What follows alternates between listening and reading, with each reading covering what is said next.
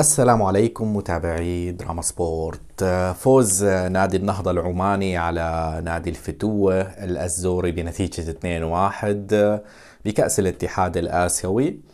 هالمرة فينا نقول هارد لك لنادي الفتوة لعدة معطيات. ممكن حكيت يعني هالمرة ما رح لوم لا نادي الفتوة ولا نادي أهلي حلب بأي خسارة، والمبررات يعني والحجج موجودة بصراحة، لكن فينا نقول عن بعض السلبيات اللي ممكن يتلافوها بالأيام القادمة حرصا على سمعة النادي بشكل عام، يعني حرصا على سمعة النادي لا أكثر ولا أقل. وأكيد ألف مبروك لكل الأخوة العمانيين ومشجعي نادي النهضة. قبل ما نفوت بالتفاصيل، بتمنى إذا عجبك الفيديو تعمل اشتراك بالقناة، تفعل زر الجرس، ولا تبخل علينا باللايك. يلا على التفاصيل.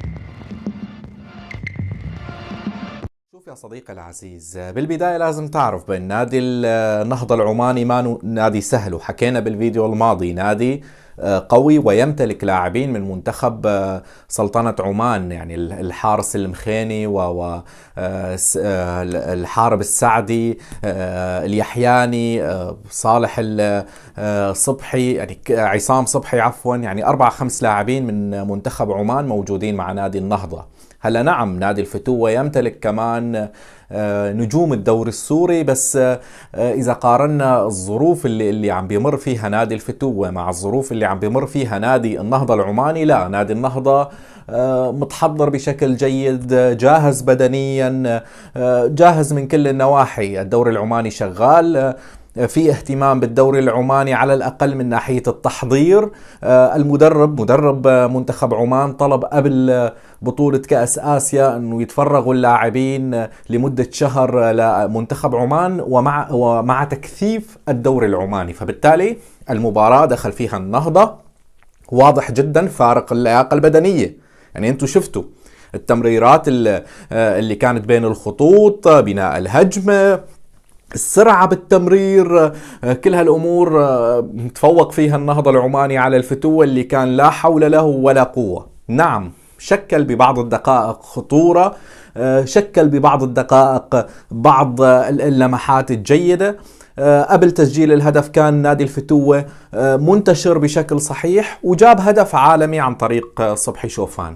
المشكلة الحقيقية بعد الهدف، يعني بعد هدف نادي الفتوة اللي سجله، قلنا ممكن يخلص الشوط الأول بنتيجة 1-0، وبالشوط الثاني بنستميت بالدفاع. إذا طلعنا بنتيجة التعادل ما راح تكون سلبية. ليش؟ لأنك أنت عم تلعب بأرض النهضة العماني، وعندك لسه في مباريات إياب، وفي مجال أنه الفريق يتحضر بشكل أكبر من خلال مباريات الدوري. إذا رجع الدوري، إذا ما صارت أحداث يرجعوا يأجلوا بالدوري، فبالتالي يعني أنا كنت رضيان بالتعادل على فكرة. يعني قلت خلي يكون الأداء سلبي، بس جبنا الهدف، على الأقل نحافظ على هذا الهدف. المشكلة الحقيقية هي أنك أنت أساسا الفريق مانو محضر بدنيا، مانو محضر ذهنيا. اللاعب إذا ما لعب عدد كبير من المباريات الرسمية، ما عم بحكي مباريات ودية أو مباريات تحضيرية، لا، مباريات رسمية ضمن الدوري، مباريات تنافسية، فاللاعب ما راح يكون جاهز ذهنيا. أي لاعب كرة قدم يعني عرفان بكرة القدم، اللاعب ذهنيا ما جاهز، موجود بأرض الملعب بس هو ما جاهز، هو غير جاهز للعب كرة القدم. فبالتالي نادي النهضة جاب هدف التعادل بعد 3-4 دقائق، يعني ما لحقنا نفرح بالهدف العالمي اللي سجله صبحي شوفان لحتى يطرقنا النهضة العماني بهدف التعادل.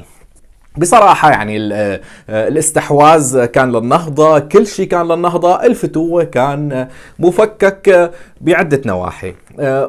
ما بدي يعني أكون جارح أو أنتقد اللاعبين بشكل كبير، لأني أنا وعدت أني ما أنتقد بشكل كبير، لأني بعرف حجم الضرر اللي تسببه اتحاد كرة القدم لنادي الفتوة ولنادي أهلي حلب ولأي نادي عم بيشارك بالبطولات الخارجية. إذا أنت ما خليته يتجهز بالدوري، إذا ما خليت هذا النادي يتجهز بالدوري، لا تطالب بنتائج، لا تطالب بنتائج. اللاعبين الموجودين على أرض الملعب شهر كامل مو لعبان مباراة تنافسية، اطلاقا. فبالتالي صعب انا طالب بنتائج صعب. ف لا حول ولا قوة الا بالله. نسي شو بدي احكي. محمود البحر وجوزيف بصراحة ما كانوا جيدين بالخط الأمامي، ما كانوا عم بيرجعوا لاستلام الكرة وبعدها يعملوا 1-2. هذا الأمر ما كان موجود. يعني إذا تلاقي فيه انسجام وتفاهم بين ماركوس جوزيف ومحمود البحر ويعمل 1-2 على مصطفى جنيد 3-4 تمريرات سريعة، ما شفنا هذا الشيء. خط الوسط بموضوع قطع الكرات سواء أحمد الأشقر أو ثائر كروما أو صبحي شوفان اطلاقا حتى بقطع الكرات ما كانوا جيدين. خط الدفاع يوسف الحموي عم بيلعب بقتالية، عبد الرزاق محمد عم بيلعب بقتالية جيدين للأمانة جيدين. يعني عبد الرزاق محمد ويوسف الحموي مظلومين بتشكيلة الفتوة، لكن لأن الفريق بالكامل ما عم بيساند بخط الوسط، ما حدا عم بيساند بخط المقدمة. العودة للخلف عم بتكون بشكل أو بآخر أني أنا رجعت للخلف لكن من دون ضغط. هذا العودة للخلف ليس فقط أني أنا رجعت لحتى أتواجد بالمناطق الخلفية ودافع، لا، لازم تضغط على اللاعب. كمان شفنا تفوق لعيبة النهضة العماني على لعيبة نادي الفتوة بالواحد على واحد. دائما كانوا أسرع بردة الفعل. السرعة بردة الفعل يا شباب لازم تعرفها.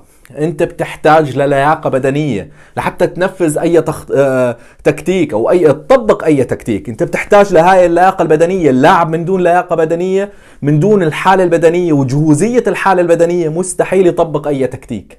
فبالتالي انا ما بعرف شو التكتيك اللي انتهجه الكابتن ايمن الحكيم، لكن الفريق كان مهترئ ما عم بيقدر يواجه النهضة العماني واحد على واحد. ما عم بيقدر يعني يضغط على اللاعب. حتى لعيبة النهضة مثل ما حكينا كانت تناقل بالتمريرات سريعة، يعني ليس فقط استحواذ بل جمالية بالاستحواذ. يعني في فرق كمان انك تستحوذ والعودة للخلف وترجع الكرة وبعدها تبني الهجمة بشكل بطيء. لا، هذا الشيء ما انتهجه النهضة العماني. كان تمريرات سريعة، ال1-2 بين اللاعبين، الانسجام بين اللاعبين، نتيجة التفوق البدني على نادي الفتوة. الفتوة فقط اللاعب عم يتفرج هيك انسى. يعني انا لاعب بنادي ولاعب بملعب كبير، اذا ما كنت جاهز بدنيا صعب جدا تواجه فريق تاني اجهز منك، لانك انت خلص راح تتفرج فقط شو عم يعمل.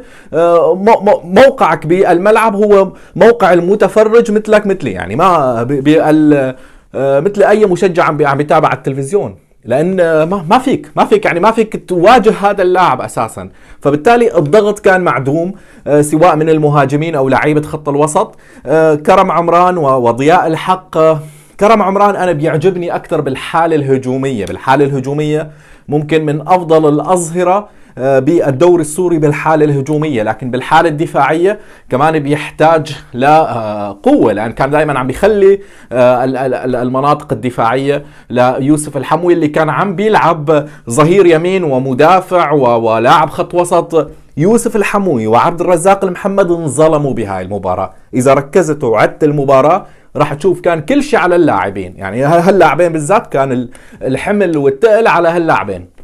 ضياء الحق بالحالة الدفاعية جيد خشن، لكن بالحالة الهجومية كمان ما عم بيساند، ما عم بيعرف يتحرك بالحالة الهجومية صح، ما عم بيعرف يفوت بالحالة الهجومية كيف ممكن يساند ثائر كروما أو صبحي شوفان بالحالة الهجومية. كمان هذا الأمر مهم جدا، يعني لاعب الظهير ليس فقط واقف على أرض الملعب وخلص أنا بانتظار أنه النهضة العماني يتقدم وانتهى. لا، أنت بدك تحاول تضغط، بدك تحاول تساند لاعب خط الوسط، بدك تحاول أحيانا تتواجد مكان عبد الرزاق المحمد ويوسف الحموي. هذا الشيء ما اشتغل عليه لا كرم عمران ولا ضياء الحق. الأظهرة كمان في مشاكل. برجع وبقول يا جماعة، الموضوع يتعلق بالحالة البدنية والحالة الذهنية الغير موجودة لدى اللاعبين نتيجة عدم لعب أي مباراة تنافسية. ما بدي حدا يظلم اللاعبين أو حتى يظلم المدرب.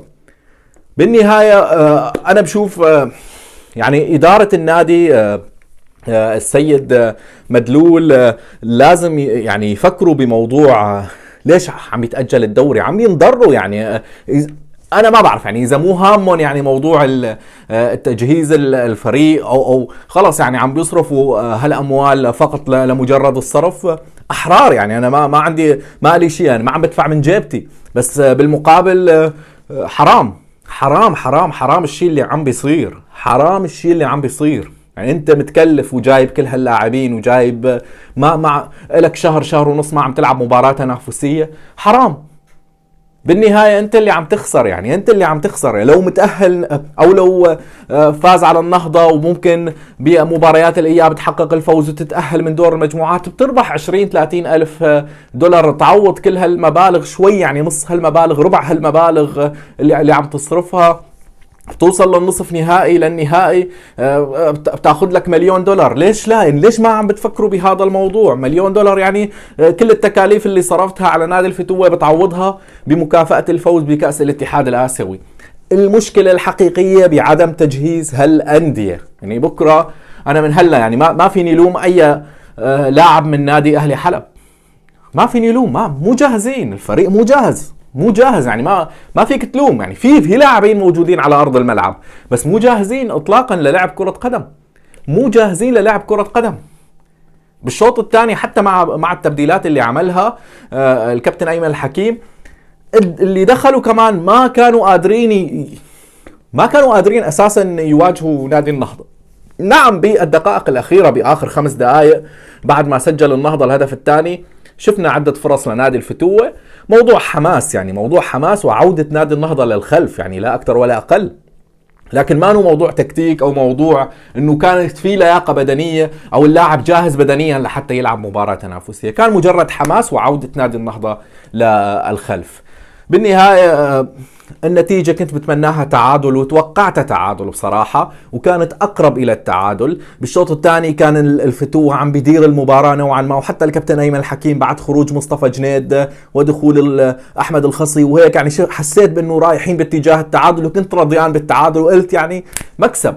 هلا بنحقق التعادل، بعدها بيرجع الدوري إن شاء الله، فريق بيكون جاهز، نمتلك بنادي الفتوة تشكيلة مميزة، ممكن حتى نتأهل من دور المجموعات.